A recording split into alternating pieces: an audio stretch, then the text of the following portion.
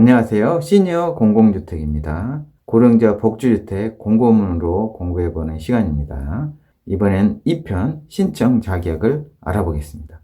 5월 26일자 충남 청양 고령자 복지주택입니다. 5월 26일에 공고를 했고요. 모집은 6월 12일부터 14일까지 3일간 진행하고 현장 접수는 6월 13일과 14일 이틀 동안 진행합니다. 이렇게 공고하고 나서 대략 2주 정도 후에 신청 접수를 받고요. 그런 다음 1차로 서류 제출 대상자를 발표하게 됩니다. 6월 23일입니다. 한 열흘 정도 후에 또 발표를 한 거죠. 모집 공고 이후 서류 제출 대상자까지 대략 한 달 정도 걸린다고 보시면 되겠고요. 서류 제출을 하는 기간이 있고 이걸 토대로 해서 당첨자를 발표할 때까지는 한 3달이 더 걸리죠. 5월 26일에 공고 난 것이 9월 14일에 당첨자가 발표되는 것입니다. 그리고 그 다음 10월 11일과 12일 이때 계약 체결이 이루어집니다. 5월 26일에 공고 난 것이 6, 7, 8, 9, 10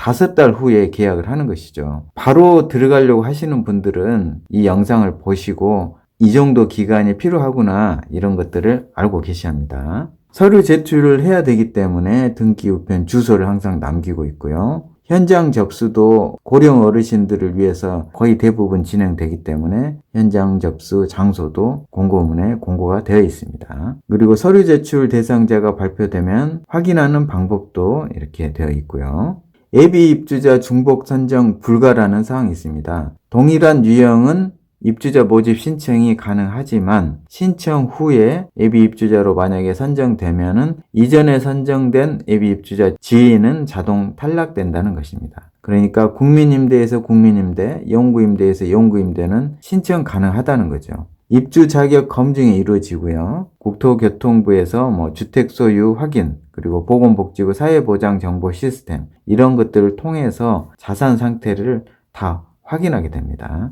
만약 입주 대상자로 발표가 되었는데 부적격자로 판명될 수도 있잖아요. 그럴 경우에는 소명 기간에 객관적인 증명 서류를 제출해야 되고요. 만약에 서류를 제출하지 않으면 부적격 사유에 대해서 이의가 없는 것으로 간주돼서 입주 대상자에서는 제외한다고 합니다.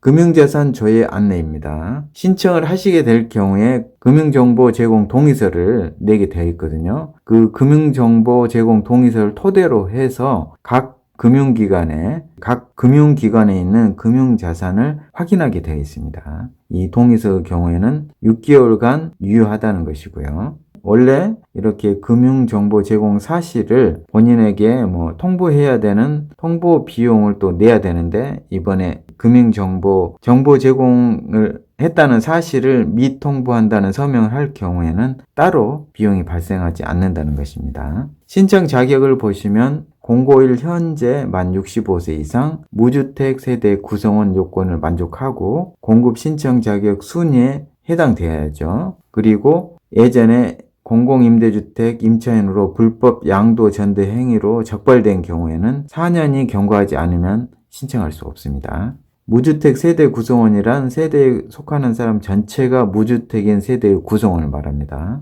이 신청 자격은 공고일부터 입주시까지 계속 유지해야 되고요. 당첨 이후에 주택 소유를 하셨거나 자격 요건을 상실하면 당첨이 취소되거나 계약이 안 될 수 있습니다. 세대 구성원 중에서 다음에 해당되는 사람들은 세대 구성원에서 제외해 준다는 것입니다. 이 사람들이 들어가 있으면 불이익을 당하기 때문에 불이익을 받지 않도록 해주는 거죠. 실종 선고 절차가 진행 중인 사람, 가출 또는 행방불명으로 경찰서 등 행정관청에 신고된 후 1개월이 지났거나 가출 또는 행방불명 사실을 해당 지자체장에 확인받은 사람을 말하고요. 또 세 번째로는 기타 공급 신청자와 생계 및 주거를 달리한다고 시장, 군수, 구청장이 확인한 사람, 이렇게 실종 선고, 가출 행방불명, 생계 및 주거를 달리한다고 확인한 사람, 이 사람들은 입증서를 낼 경우에 해당되는 사람들은 세대 구성원에서 빼줍니다. 무주택이란 주택 또는 분양권 등을 소유하고 있지 아니한 것을 말하고요.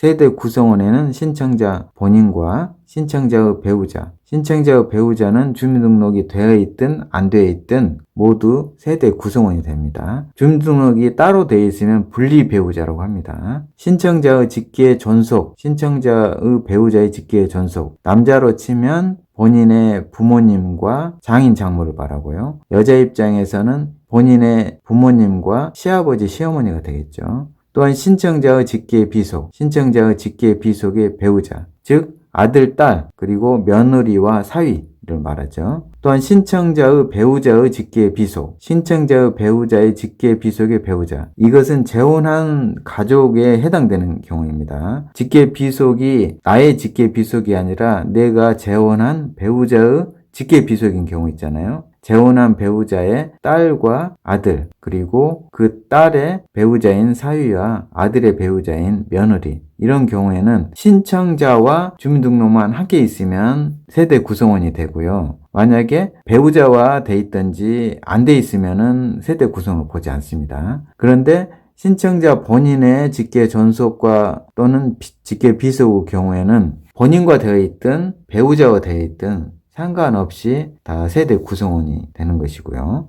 아울러서 다음 사람들도 세대 구성원이 됩니다. 외국인 배우자나 외국인 직계 존비속, 태아 이런 경우도 다 해당되고요. 표로 보겠습니다. 이 본인이 만약 신청자라고 했을 경우에 본인의 부모님 또는 조부모님, 그리고 배우자의 부모님, 조부모님, 본인과 배우자의 자녀나 손자녀, 이런 경우에는 세대에 속하는데요. 본인과 배우자는 주민등록과 상관없이 전부 다 세대 구성원이 되고, 이렇게 직계 존속이나 직계 비속의 경우에는 본인이나 배우자와 함께 주민등록이 되어 있는 경우에만 세대 구성원입니다. 즉 부모님이나 자녀들이 나와 주민등록이 함께 되어 있지 않으면 세대 구성원이 아니기 때문에 재산이나 소득이 많은 부모나 자녀들과는 세대 분리가 돼야 내가 신청하실 수 있습니다. 나의 형제 자매나 배우자의 형제 자매는 세대 구성원이 아닙니다. 또한 재혼한 배우자의 자녀가 있을 수 있죠. 나와는 피가 섞이지 않은 배우자의 자녀들이 있을 경우에, 그 경우에는 배우자와만 주민등록이 되어 있으면 세대 구성원이 아니고요. 만약에 그 배우자의 자녀들이 의붓자식이라고도 표현하죠. 나와만 주민등록이 되어 있지 않으면 세대 구성원이 아닙니다. 순위를 보시면 1순위는 생계급여, 의료급여 수급자고요. 2순위는 국가유공자 등이라고 표현하는데 이분들은 소득의 70%까지 가능합니다. 국가유공자 등, 보훈보상 대상자 등, 5.18 민주유공자, 특수임무유공자, 참전유공자, 이런 경우에는 소득의 70%까지 2순위로 보고요. 3순위의 경우에는 전년도 도시근로자 가구원수별 가구당 월평균 소득이 50%, 여기는 70%, 여기는 50%입니다. 일반 어르신들은 이 3순위에 해당합니다. 이 금액을 보시면 이 50%가 1인 가구 234만원 이하, 2인 가구 300만원 이하입니다. 국가유공자 등은 이 70%인데 1인 가구 301만원 이하, 2인 가구 400만원 이하입니다. 총 자산은 2억 5,500만원 이하이고요. 자동차는 3,683만원 이하입니다. 생계급여, 의료급여 수급자의 경우에는 신분 증빙 자료를 토대로 해서 소득자산 검증이 생략됩니다. 이분들은 이미 생계, 의료급여 수급자가 될 경우에 소득자산 검증이 끝났기 때문에 이 신분만으로 따로 내실 게 없다는 것이죠. 소득과 자산은 보건복지부에서 운영하는 사회보장정보 시스템을 통해서 제공이 되고요. 국가나 공공기관이 보유한 공적 소득 자료를 확인합니다. 소득과 자산액은 전부 합한 것을 말합니다. 만약에 여기 나오지 않아서 소명이 필요한 경우에는 증빙서를 제출해서 소명하셔야 되고요. 소득과 자산 산정 방법을 보시면 소득의 경우에는 사회보장정보 시스템에서 제공되는 국가 또는 공공기관이 보유한 공적 소득 자료를 근거로 다음 12가지 소득을 합산해서 월평균 소득을 산정합니다. 근로소득 4가지, 사업소득 4가지, 재산소득 3가지, 기타소득 1가지. 부동산의 경우에는 세대 구성원 전원이 소유한 부동산을 전부 합산하는 것이고요. 토지 같은 경우에는 소유 면적 곱하기 개별 공시지가로 매기고요. 건축물은 공시가격. 그리고 다음의 경우에 특별한 경우에는 부동산을 제외하기도 합니다. 농지나 초지, 도로, 구구, 하천, 공공용지로 사용된 경우나 종중소유 토지 같은 경우에는 빼줍니다. 자동차의 경우에는 총 자산으로도 산출을 하고요. 나중에 따로 자동차만 따로 봅니다. 그래서 3,683만 원이 넘으면 해당이 안 됩니다. 자동차의 경우에는 보건복지부 장관이 정하는 차량 기준 가액으로 설정을 하고요. 또한 장애인 사용 자동차라든지 국가유공자로서 상위 등급을 받으신 분들 차량은 또 빼줍니다. 금융자산은 예금 같은 것은 3개월 이내 평균 잔액, 정기예금이나 정기적금 등은 예금의 잔액이나 총 납입액, 주식 같은 것은 최종 시세 가액, 채권 같은 것은 액면 가액, 연금저축은 잔액이나 총 납입액, 보험이나 연금은 해약할 경우에 환급금으로 계산하고요. 기타 자산의 경우에 항공기 선박, 임차 보증금, 임목이나 어업권, 회원권 이런 것들인데요. 부채의 경우에는 전체 자산에서 빼줍니다. 금융기관에서 받은 대출금이나 공공기관 대출 및 대출금, 공제의 대출금, 법원에 의해서 확인된 사채나 임대보증금 등은 부채로 빼줍니다. 자동차는 보건복지부 장관이 정한 차량 기준가액으로 산정을 하는데 전체 총 자산으로도 합쳐서 계산하고요. 자동차만 따로 봅니다. 또 그래서 3,683만 원이 넘으면 신청하실 수 없습니다. 공공주택의 불법 양도나 전대로 적발된 경우에는 4년 지난 이후에 신청하실 수 있습니다. 이렇게 해서 입주자 선정 세부 절차를 보시면 신청자 세대 구성원 전원을 포함해서 소득 자산 자료를 전부 조사합니다. 그 중에서 입주 대상자로 발표가 되었더라도 나중에 부적격자로 또 나올 수 있거든요. 그런 경우에는 소명을 하라는 것이고요.